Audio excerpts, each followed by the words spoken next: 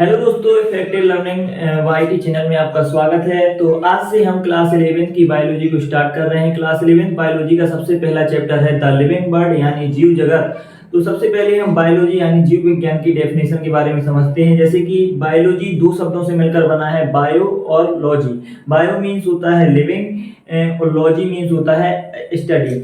यानी बायोलॉजी एक ऐसा सब्जेक्ट है जिसमें हम लिविंग यानी सजीव चीजों का अध्ययन करते हैं।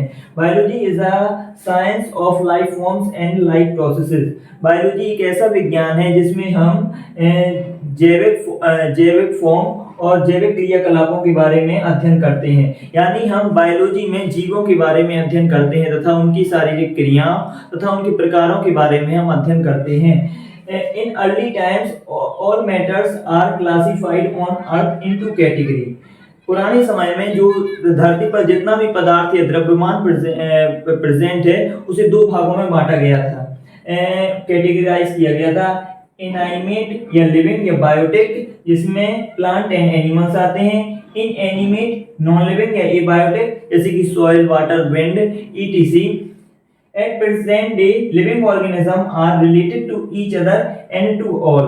यानी जो वर्तमान समय में है, जो लिविंग ऑर्गेनिजम्स हैं वो आपस में तो रिलेटेड हैं ही, मतलब एक जाति के जीव यानी एक स्पीसीज के जो ऑर्गेनिज्म है वो एक दूसरे से रिलेटेड तो हैं ही, साथ ही साथ अन्य जीवों से भी रिलेटेड हैं, अन्य स्पीसीज के ऑर्गेनिज्म से भी रिलेटेड हैं। Organisms ever lived on Earth but to varying degree, as we all share common genetic material. Means nucleic acid, DNA and RNA.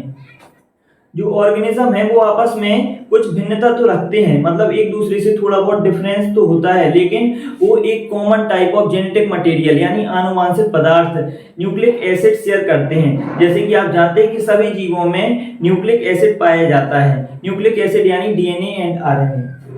Meyer gave biological concept of species which is accepted as definition of species।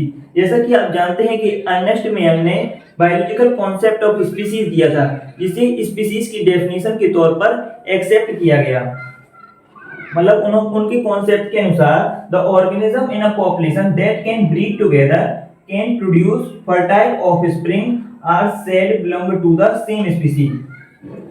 Mayor के concept के अनुसार किसी एक जाति के जीव जब आपस में प्रजनन करते हैं तो जो ऑफस्प्रिंग यानी संतति उत्पन्न होती है, यदि वो फर्टाइल है तो ऐसे जीव जिन्होंने प्रजनन किया वो एक जाति के जीव कहलाते हैं। अब इसे एक एग्जाम्पल समझते हैं। अगर दो भिन्न जाति के जीवों जिनमें कुछ समानता है अगर वो प्रजनन करते हैं यानी वो रिप्रोडक्शन करते हैं तो जो जीव पैदा होते हैं वो स्टेराइल होते हैं। जैसे कि जब मेल डंकी और फीमेल हॉर्स का क्रॉस कराया जाता है तो म्यूल यानी खच्चर पैदा होता है जो कि एक स्टेराइल है।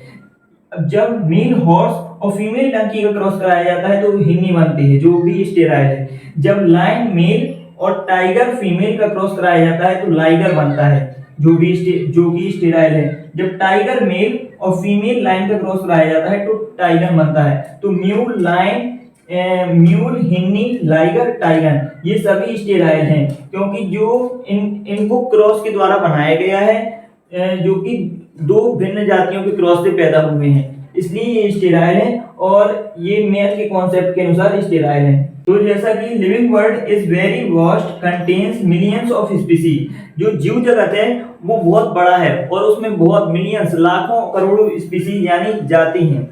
Some species are find very extreme conditions such organisms are called extremophiles।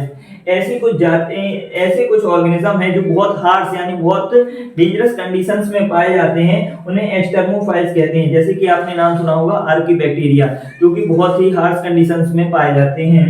Ecological conflict and cooperation occur between organism. Conflict means होता है जो स्नेक प्रेडेटिंग एंड कोऑपरेशन, जैसे कि आप कोऑपरेट नहीं करते हैं जब आप किसी की मदद करते हैं या कोई आपकी मदद करता है तो ये कोऑपरेशन कहलाता है। तो जो ecological conflict and cooperation occurs between organisms के बीच में इकोलॉजिकल कॉन्फ्लिक्ट एंड कोऑपरेशन पाया जाता है।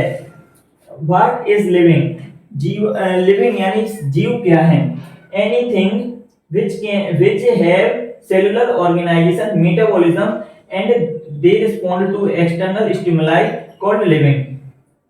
कोई भी चीज जिसमें सेलुलर ऑर्गेनाइजेशन मतलब कोशिका या कोशिका संगठन पाया जाता है तथा जिसमें मेटाबॉलिज्म यानी उपापचय पाया जाता है तथा जो कि वातावरण कंडीशन यानी स्टिमुलस में रिस्पॉन्ड कर सकते हैं वो लिविंग कहलाते हैं। अब कुछ लिविंग के फीचर्स होते हैं, तो कैरेक्टरिस्टिक फीचर कौन होते हैं?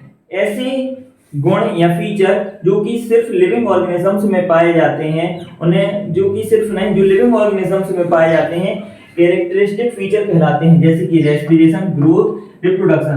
मतलब ये फीचर लिविंग ऑर्गेनिजम्स में पाए जाते हैं। अब डिफाइनिंग फीचर कौन कौन से हैं? Feature that closely differentiate between non living and living organism. ऐसे फीचर्स या गुण जो कि लिविंग ऑर्गेनिज्म यानी सजीव को निर्जीव से अलग करते हैं। Defining feature present 100% in living organism without any exception and should not present in non-living thing। जो defining feature होते हैं वो सभी लिविंग ऑर्गेनिजम्स में पाए जाते हैं और नॉन लिविंग थिंग्स में बिल्कुल नहीं पाए जाते हैं। यानी जो डिफाइनिंग फीचर होते हैं वो बिना किसी अपवाद के सभी लिविंग ऑर्गेनिजम्स में पाए जाते हैं, लेकिन नॉन लिविंग थिंग्स में नहीं पाए जाते हैं। अब ये डिफाइनिंग फीचर कौन कौन से हैं? मेटाबॉलिज्म, सेलुलर ऑर्गेनाइजेशन और कॉन्शियसनेस। इनके बारे में हम डिटेल में आगे पढ़ेंगे। तो what is life? Life is a unique complex organization of molecule expressing through chemical reaction which led to growth, development, responsiveness, adaptation and reproduction। Life जो है वो unique complex organization of molecules के जटिल संगठन से मिलकर बना है जिससे केमिकल रिएक्शन होती हैं और जो कि ग्रोथ, डेवलपमेंट, रिस्पॉन्सिवनेस, एडेप्टेशन और रिप्रोडक्शन के लिए उत्तरदायी होती हैं। तो अब हम लिविंग ऑर्गेनिज्म के कुछ डिफाइनिंग और कैरेक्टरिस्टिक फीचर के बारे में पढ़ेंगे। तो सबसे पहला फीचर है ग्रोथ यानी वृद्धि। Growth is a irreversible permanent increase in organism. Growth एक परमानेंट और अपरिवर्तनीय परमानेंट चेंज है।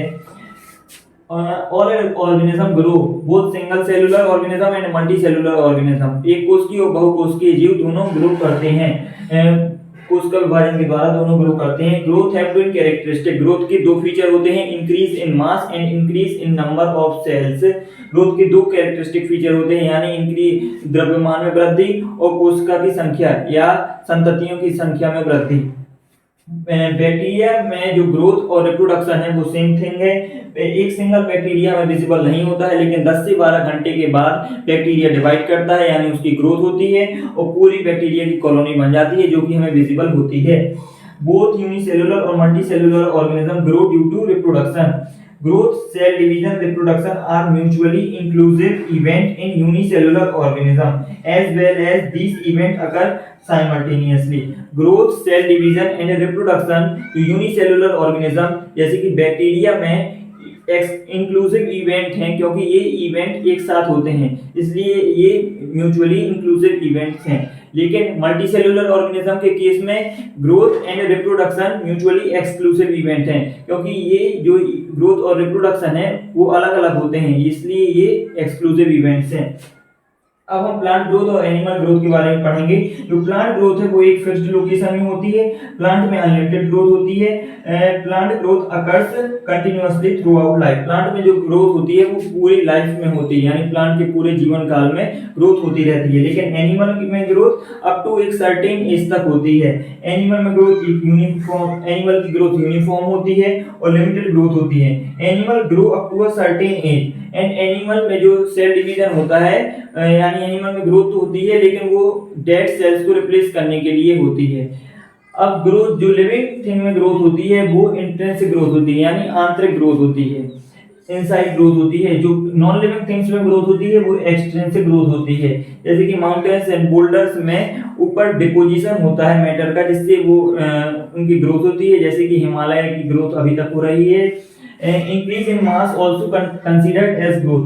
Non-living things grow by deposition of matter on outside. That type of growth is called extrinsic growth। जैसा कि बताया नॉन लिविंग थिंग्स में जो growth होती है वो उनके आउटसाइड सरफेस में मैटर के डिपोजिशन के कारण ग्रोथ होती है, इसलिए उनकी इस टाइप की ग्रोथ को एक्सट्रिंसिक ग्रोथ कहते हैं। लेकिन in case of living organism growth occur from inside, लेकिन जो लिविंग ऑर्गेनिज्म में जो ग्रोथ होती है वो इनसाइड ग्रोथ होती है, वो सेल डिवीजन के द्वारा ग्रोथ होती है, इसलिए लिविंग ऑर्गेनिज्म की ग्रोथ को इंट्रिंसिक ग्रोथ कहते हैं। इसलिए जो एक्सट्रिंसिक ग्रोथ है वो डिफाइनिंग फीचर नहीं है लिविंग ऑर्गेनिज्म का, क्योंकि वो नॉन लिविंग थिंग्स में भी होता है और लिविंग ऑर्गेनिज्म में भी होता है, इसलिए growth is not a defining feature of living organism. लेकिन जो इंट्रिंसिक ग्रोथ है is a defining feature of living organism. And dead organism does not grow, जो मृत जीव है वो ग्रो नहीं करते हैं। Thank you so much.